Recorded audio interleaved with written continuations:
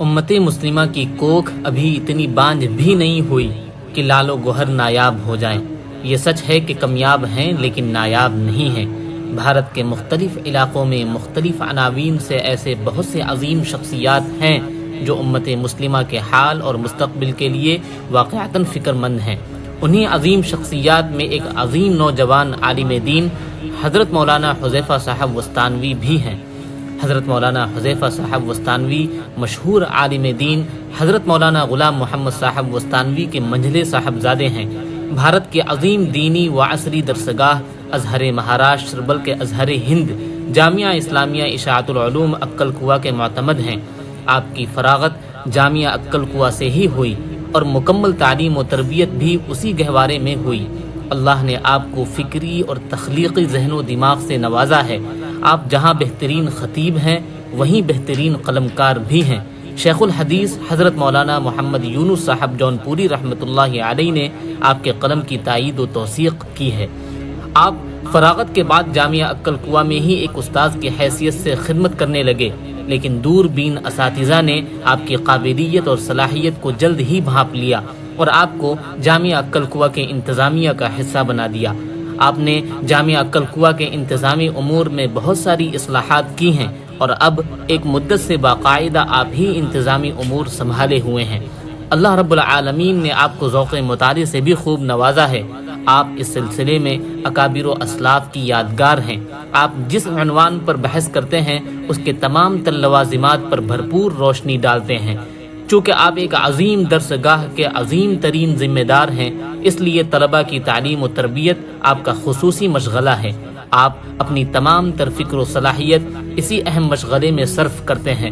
طلباء کے معاملے میں آپ کو اللہ نے جہاں ایک مربی باپ کی طرح تربیت کے سلیقے سے نوازا ہے، وہیں اللہ نے آپ کو ایک مشفق ماں کا دل بھی دیا ہے۔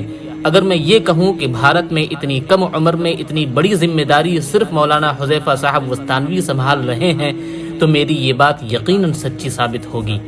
آپ شیخ الاسلام مفتی محمد تقی عثمانی صاحب سے بیعت ہیں اور میری معلومات کے مطابق حضرت شیخ الاسلام سے مولانا محمد حذیفہ صاحب وستانوی کے مراسم کافی مضبوط ہیں اور بھارت میں فکر تقی عثمانی کی نشر و اشاعت میں کافی اہم رول مولانا حذیفہ صاحب وستانوی ادا فرما رہے ہیں۔ جس طرح حضرت شیخ الاسلام مفتی محمد تقی عثمانی صاحب تجارت و معیشت میں خصوصی مہارت رکھتے ہیں، اسی طرح مولانا حذیفہ صاحب وستانوی کو بھی اس موضوع سے اچھی خاصی دلچسپی ہے اور اس عنوان پر آپ کافی گہرا مطالعہ رکھتے ہیں۔ آپ جامعہ عکل کوا کے طلباء کے لیے ہر وقت فکر مند رہتے ہیں۔ تعلیم و تربیت سے لے کر کھانا، کپڑا، تیل، صابن تک کا انتظام اس طرح سے فرماتے ہیں جیسے ماں اپنے بچوں کے لیے فکر کرتی ہے۔ اللہ نے آپ کو اپنے والد محترم کی طرح ذوق سخاوت سے بھی نوازا ہے۔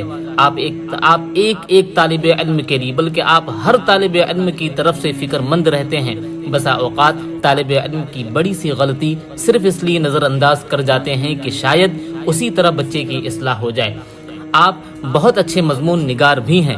آپ کے مضامین کے کئی خصوصیات ہیں، جس میں ایک خصوصیت یہ بھی ہے کہ آپ جو عنوان اٹھاتے ہیں اس کا حق ادا کر دیتے ہیں، کسی زاویے سے کچھ باقی نہیں چھوڑتے، خواہ مضمون کتنا ہی طویل ہو جائے۔ حضرت مولانا حذیفہ صاحب وستانوی نے لاک ڈاؤن کے پریشان کن موقع پر طلباء جامعہ عکل کوا کے لیے جو عظیم ترین خدمت انجام دی ہے اسے بطور مثال ہمیشہ یاد رکھا جائے گا۔ ظاہر سی بات ہے کہ اس وقت ہر شخص اپنے وطن پہنچنے کے لیے پریشان تھا۔ ہزاروں کلومیٹر کا سفر پیدل کیا جا رہا تھا اور اس اذیت ناک سفر میں کتنی جانیں بھی جا چکی تھیں۔ سن 1947 اور سن 2020 میں صرف اتنا فرق ہے کہ اس وقت کی تصاویر سادہ تھیں اور اس وقت کی تصاویر رنگین ہیں۔ خیر، جب لاک ڈاؤن کے کچھ دنوں بعد سرکاری طور پر دور دراز علاقوں میں پھنسے ہوئے لوگوں کے لیے کچھ چھوٹ ملی تو حضرت مولانا محمد حذیفہ صاحب وستانوی بھی حرکت میں آ گئے اور مقامی انتظامیہ سے ملاقات کر کے جامعہ عکل کوا میں مقیم دسیوں ہزار طلباء کو ان کے وطن تک پہنچانے کی عظیم ترین کوشش کی اور آپ اپنی اس کوشش میں مکمل طور پر کامیاب بھی ہوئے۔ چنانچہ دور دراز علاقوں کے طلباء بذریعہ ٹرین اپنے گھروں کو پہنچ گئے۔ خاص بات یہ بھی رہی کہ رئیس جامعہ عکل کوا حضرت مولانا غلام محمد صاحب وستانوی بذات خود نندربار ریلوے اسٹیشن پر تشریف لائے اور اپنی نظروں کے سامنے طالبان علوم نبوت کو ان کے گھروں کی طرف روانہ فرمایا۔